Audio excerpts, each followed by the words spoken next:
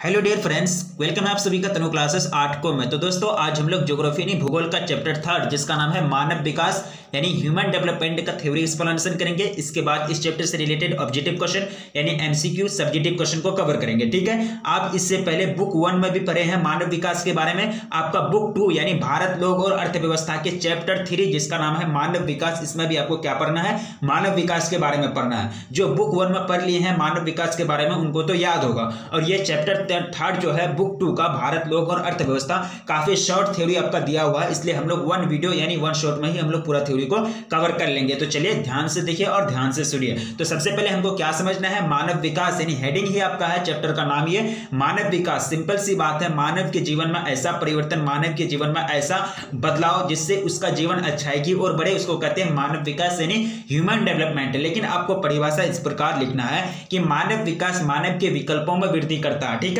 यानी मानव विकास जो है मानव के विकल्पों में कैसे वृद्धि करता है, उसके सामने बहुत सारे रोजगार के ऑप्शन ला के रख दिए, इसके सामने बहुत सारा जो है एरिया के ऑप्शन ला के रख दिए। यानी आप ये क्षेत्र में जाकर के काम कर सकते हैं, आपको ये क्षेत्र में कम वेतन मिलता है तो आप दूसरा क्षेत्र में जाके काम कर सकते हैं, आपको दूसरा रोजगार में कम काम मिल रहा, कम वेतन मिल रहा है तो आप तीसरा रोजगार कर सकते हैं। यानी उसके सामने विकल्पों की वृद्धि यानी ऑप्शंस की वृद्धि करना ही क्या कहलाता है, मानव विकास कहलाता है। या फिर दूसरे भाषा में आप ये भी बोल सकते हैं कि क्षमताओं का निर्माण तथा उसके जीवन में जो सुधार होता है उसको क्या कहेंगे, मानव विकास कहेंगे। या फिर आप ये भी बोल सकते हैं कि मानव विकास मानव के सामाजिक, सांस्कृतिक और राजनीतिक क्षेत्र में सुधार को कहते हैं, जिससे उसका जीवन अच्छाई की ओर बढ़ता है। सही बात है, जब सांस्कृतिक, सामाजिक और राजनीतिक सुधार होगा तो मानव जो उस समाज में जिएगा, उस समाज में जीवन यापन करेगा, उसका जीवन अच्छाई की ओर बढ़ेगा। तो इसी को क्या कहेंगे, मानव विकास यानी ह्यूमन डेवलपमेंट। अब मानव विकास के अर्थ क्या होते हैं, आपको एग्जाम में पूछ दिया कि मानव विकास के अर्थ को लिखता है, तो सिंपल सी बात है, वहां आपको घबराना ही नहीं है।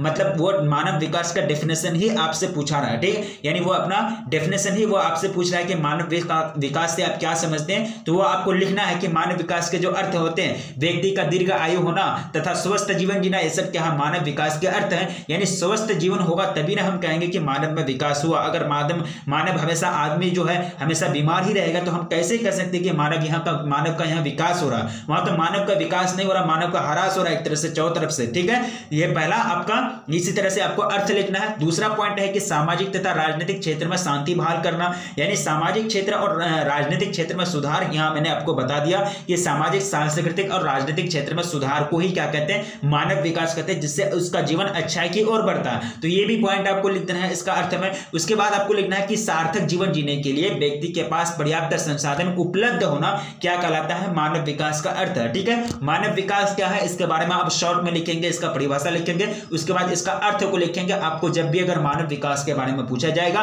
तो कम से कम 3 नंबर का पूछा जाएगा। जब कम से कम 3 नंबर का पूछा जाएगा तो आप इफेक्टिव आंसर देने की प्रयास करेंगे, इफेक्टिव आंसर देने का कोशिश करेंगे। ठीक है, तो यहां आपका एक वर्ड आया सार्थक जीवन। सिंपल सी बात है, सार्थक जीवन किसको कहते हैं, सिंपल सी बात है, जब व्यक्ति जीवन की सभी जरूरतों को यानी सभी जरूरतों के सामानों को खरीदते हुए, पूरा करते हुए खुशहाली से जीवन गुजारता है, उसी को क्या कहते हैं, सार्थक जीवन कहते हैं। क्या कहते हैं, सार्थक जीवन कहते हैं।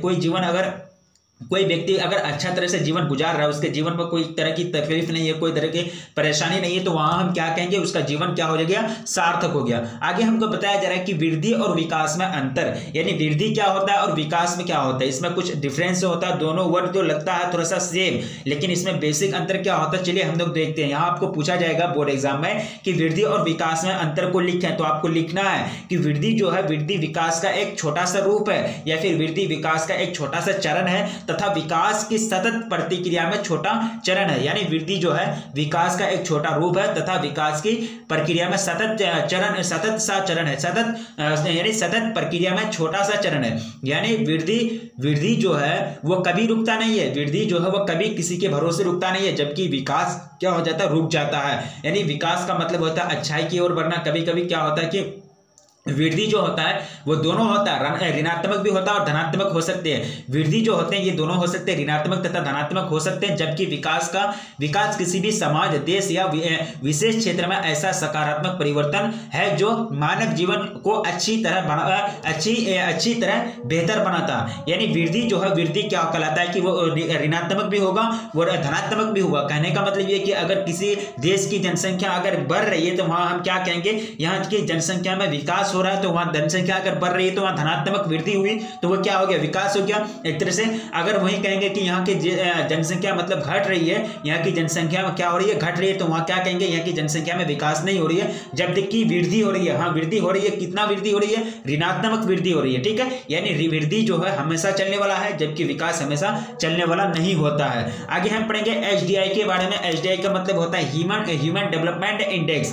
ह्यूमन डेवलपमेंट इंडेक्स इनको कौन छापता है भाई, यूएनडीपी छापता है, यूनाइटेड नेशंस ऑफ प्रोग्राम, ठीक है। ये जो छापता है यूएन डेवलपमेंट प्रोग्राम, ठीक है, ये जो छापता है ये एचडीआई, ये हर एक देश के लेवल को जांच करके मतलब वर्ल्ड लेवल पर ये रिपोर्ट जारी करता है। एचडीआई का रिपोर्ट जिसको कहते हैं मानव विकास सूचकांक, ये एक विश्व स्तरीय रिपोर्ट होता है जो विश्व के सभी देशों की मानव विकास को उसके आर्थिक कारक जैसे कि शिक्षा हो गया, जीडीपी हो गया, के आधार पर मापता है। सिंपल सी बात है एचडीआई। उसके बाद एचडीआई का प्रथम रिपोर्ट जो है 1990 में UNDP United Nations of development programme संयुक्त राष्ट्र विकास कार्यक्रम द्वारा प्रकाशित किया गया था। और 1993 ईस्वी में एचडीआई रिपोर्ट के मुताबिक परगामी लोकतंत्रीकरण को बढ़ता लोक सशक्तिकरण मानव विकास की न्यूनतम दशा है, ठीक है। यानी एचडीआई जो रिपोर्ट है ये कब छपा गया था, 1990 में यूएनडीपी द्वारा छापा गया था।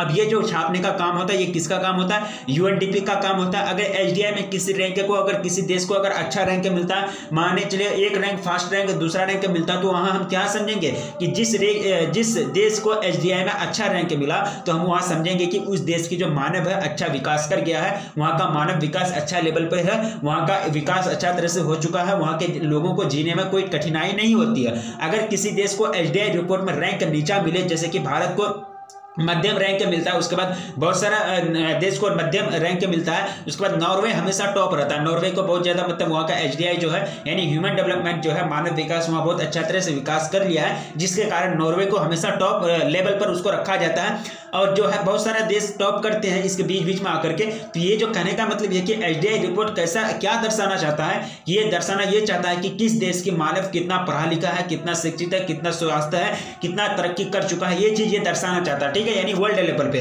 अब आगे बढ़ते हैं, आगे हमको बताया जा रहा है कि भारत में मानव विकास यानी भारत में मानव विकास का क्या असर है, कैसा क्या है नहीं है, वही हम देखते हैं। देखिए 120 करोड़ यानी 121 करोड़, देखिए आपको 2011 की जनगणना के अनुसार 121 करोड़ आबादी बताई गई है एनसीईआरटी के अनुसार, तो आपको ये याद रखना है। और 2001 में जो जनगणना हुआ था उसमें 102 करोड़ था, और 2021 में होना है तो अभी इसका रिकॉर्ड आया नहीं है, जब होगा तब रिकॉर्ड आ जाएगा, ठीक है। तो भारत में मानव विकास 121 करोड़ या फिर 120 करोड़ जो बोलेंगे से अधिक जनसंख्या सहित एचडीआई के संदर्भ में दुनिया के 189 देशों में 130 के कोटि क्रम पर है, ठीक है, कोटि क्रम पर है, ठीक है। उसके बाद यूएनडीपी द्वारा चुने गए सूचकों का इस्तेमाल करते हुए भारत के योजना आयोग ने भारत के लिए एचडीआई रिपोर्ट तैयार किया। यानी यूएनडीपी का जो सूचकांक है उसका सूचकांक को देखते हुए, उसका डेटा को देखते हुए ये भारत के जो योजना आयोग है इसने भी क्या किया है, वर्ल्ड यानी देश के अंदर एचडीआई रिपोर्ट तैयार किया है। और इस रिपोर्ट में राज्य यानी स्टेट को, प्रत्येक प्रांत को, प्रत्येक स्टेट को तथा केंद्र शासित प्रदेशों को विश्लेषण की इकाई के रूप में प्रयोग किया गया है। अब इसको देखते हुए सरकार ने, जो राज्य सरकार है वो भी क्या कर दिया, मानव विकास रिपोर्ट निकाल दिया, वो भी मानव विकास रिपोर्ट तैयार किया। और ये किसको विश्लेषण का इकाई माना, जिला को विश्लेषण का इकाई माना, यानी राज्य सरकार ने भी मानव विकास रिपोर्ट तैयार किया है, इसमें जिलों को विश्लेषण की इकाई माना गया है। अब एचडीआई का जो स्कोर है, अब एचडीआई का जो स्कोर होता है ये यूएनडीपी द्वारा जारी होता है, सही बात है, ये यूएनडीपी जारी करता है, लेकिन एचडीआई का जो स्कोर होता है वो होता है 0 के 1 से 20, कितना, यानी 0 का एचडीआई का स्कोर 0 से 1 के मध्य होता है। 2011 में भारत का जो स्कोर था 0.640 एचडीआई मूल्य रहा है, ठीक है, यानी 2018 की बात की जा रही है। तो 2018 में तो भारत को जो रैंक मिला, जो स्कोर मिला वो कितना मिला, 0.640, ठीक है। इस तरह से आपको याद रखना है। आगे हम पढ़ेंगे, बताया जा रहा है कि 2011 से 12 में गरीबी रेखा से नीचे यानी बेलो पॉवर्टी लाइन कैसे कहते हैं, इसको बीपीएल कहते हैं, क्या कहते हैं, बीपीएल कहते हैं, यानी बेलो पॉवर्टी लाइन यानी गरीबी रेखा से नीचे रहने वाले लोगों का जो प्रतिशत ग्रामीण क्षेत्र में है वो है 25.7%। उसके बाद तथा शहरी क्षेत्रों में, उसके बाद शहरी क्षेत्रों में कितना है कि इसमें शहरी क्षेत्रों में 13.7% और संपूर्ण देश में 21.9% के रूप में अनुमानित किया गया है। अनुमान अनुमान लगाया गया है कि बेलो पॉवर्टी लाइन यानी बीपीएल के रहने वाले यानी 2011 से 12 में गरीबी रेखा से नीचे गुजर बसर करने वाले लोगों की जो संख्या है ग्रामीण क्षेत्रों में वो 25.7% और शहरी क्षेत्र में 13.7% और पूरे देश में कितना 21.9% यह अनुमान लगाया गया है, अंदाजा लगाया गया है। आगे बताया जा रहा है कि स्वच्छ भारत मिशन। स्वच्छ भारत मिशन क्या है? देखिए, भारत सरकार ने देश को प्रदूषण मुक्त बनाने के विचार से स्वच्छ भारत अभियान चलाया, जिसका उद्देश्य निम्नलिखित है। क्या क्या निम्नलिखित है स्वच्छ भारत अभियान के यानी स्वच्छ भारत मिशन जो भी बोला है, तो इसका जो उद्देश्य है, तो सबसे पहला उद्देश्य है कि देश के लोगों को खुले में शौच से मुक्ति दिलाना। सही बात है, खुले में शौच करता है तो इससे क्या करना है, लोगों को मुक्ति दिलाना है, शौचालय का निर्माण करना है, नगर निगम के ठोस कचरे का वैज्ञानिक विधि से निपटारा करना है। ये फर्स्ट मतलब पहला मुख्य उद्देश्य है, पहला मकसद है भारत यानी स्वच्छ भारत मिशन का। दूसरा जो है जल से होने वाले रोगों की रोकथाम के लिए स्वच्छ जल का प्रबंधन करना। तीसरा जो है वो आपका ग्रामीण भारत में ईंधन से हो रहे प्रदूषण को रोकना तथा एलपीजी को सुलभ बनाना। यानी एलपीजी गैस, आप सिलेंडर देखते हैं, गैस वगैरह देखते हैं, चूल्हा वगैरह दिया जाता है सरकार की तरफ से, तो वो सब क्या है, ये मतलब स्वच्छ भारत मिशन के अंतर्गत आता है।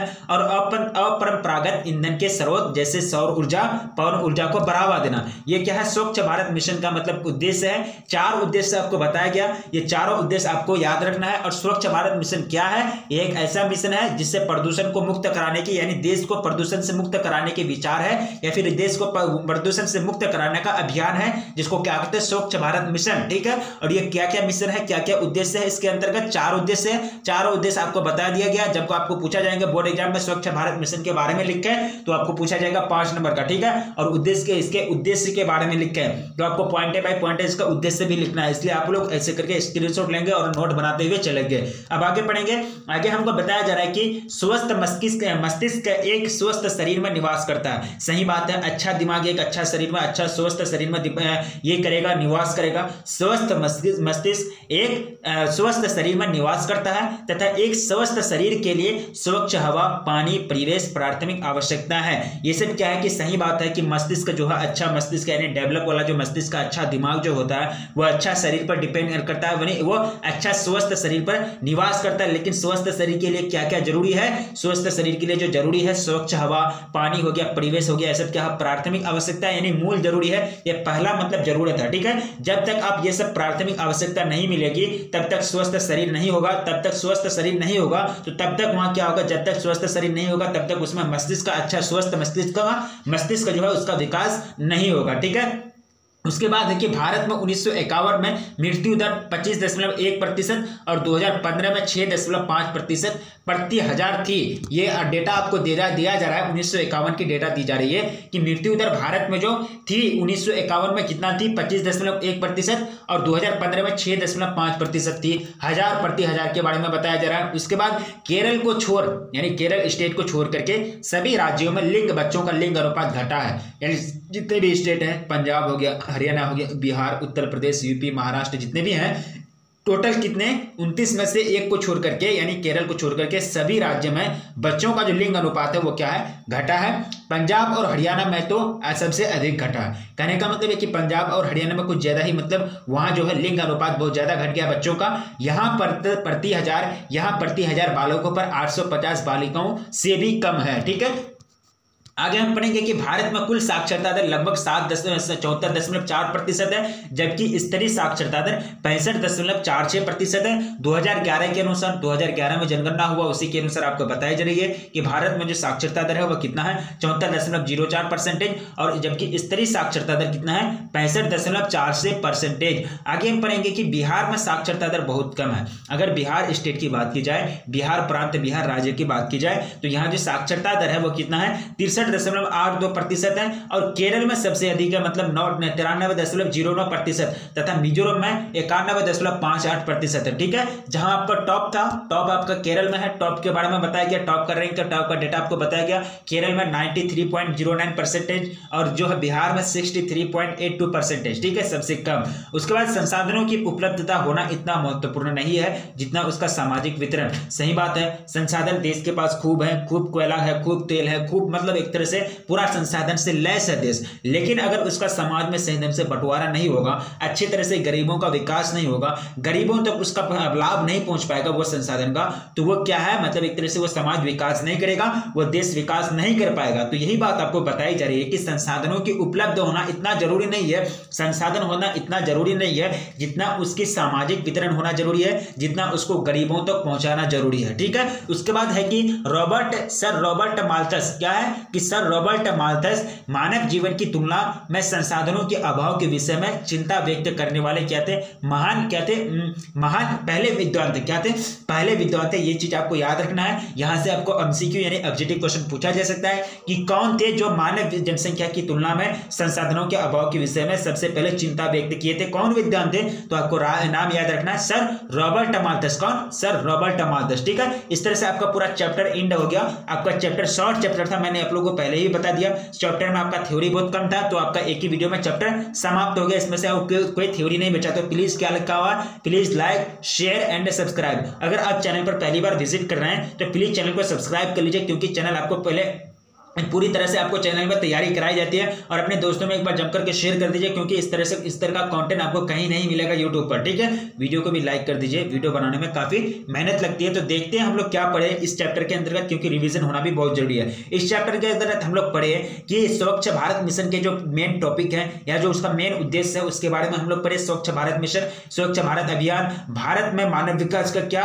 लेखा जोखा है, क्या मतलब रिपोर्ट है, उसके बारे में पढ़े। उसके बाद हम पढ़े HDI क्या होता है, ह्यूमन डेवलपमेंट इंडेक्स यानी मानव विकास सूचकांक जो कहते हैं जिसको, ये क्या होता है, ये UNDP द्वारा वर्ल्ड लेवल पर यानी विश्व स्तरीय स्तर पर क्या किया जाता है, इसको छापा जाता है और प्रत्येक देश के नाम इसमें क्या करता है कि छापा जाता है और उसको रैंक दिया जाता है। और रैंक उस हिसाब से दिया जाता है जिस देश का बेसिक यानी आर्थिक कारक अच्छा हो, वहां का विकास अच्छा हो, मानव विकास अच्छा हो, अच्छा शिक्षा हो, अच्छा GDP हो, अच्छा मतलब लिटरेसी हो, जो भी है मतलब बच्चे जो है अच्छा विकास कर चुका हो, यानी हर क्षेत्र में डेवलप कर चुका, तो उस देश को क्या किया जाता है, टॉप पर रखा जाता है, अगर मानव विकास वहां का सही है। ठीक है, ये नहीं कि इंडिया के पास परमाणु हथियार है, चाइना के पास परमाणु हथियार है, अमेरिका के पास परमाणु हथियार है, तो ये लोग को टॉप में रखा जाएगा, ऐसा कोई बात नहीं है। वहां मानव की विकास को देखा जाता है, क्योंकि क्या नाम है, मानव विकास सूचकांक। तो मानव का विकास को देखेगा, उसके आधार पर वहां रैंक दिया जाता है। ठीक है, उसके बाद सार्थक जीवन क्या होता है इसके बारे में पढ़े।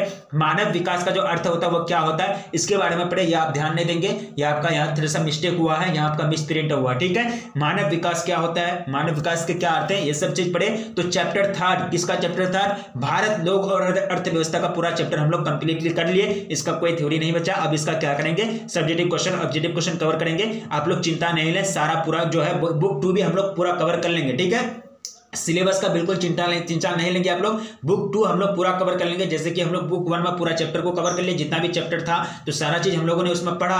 तो बुक 2 भी हम लोग स्टार्ट किए, चैप्टर 2 भी हम लोग पढ़ लिए, चैप्टर 1 भी पढ़ लिए, तो चैप्टर 3 भी हम लोग का कंप्लीट हो गया। इसी तरह से हम लोग पूरा चैप्टर को, पूरा बुक को कवर कर लेंगे। ठीक है, तो रखिए अपना ख्याल, मिलेंगे फिर नेक्स्ट वीडियो में, तब तक के लिए जय हिंद।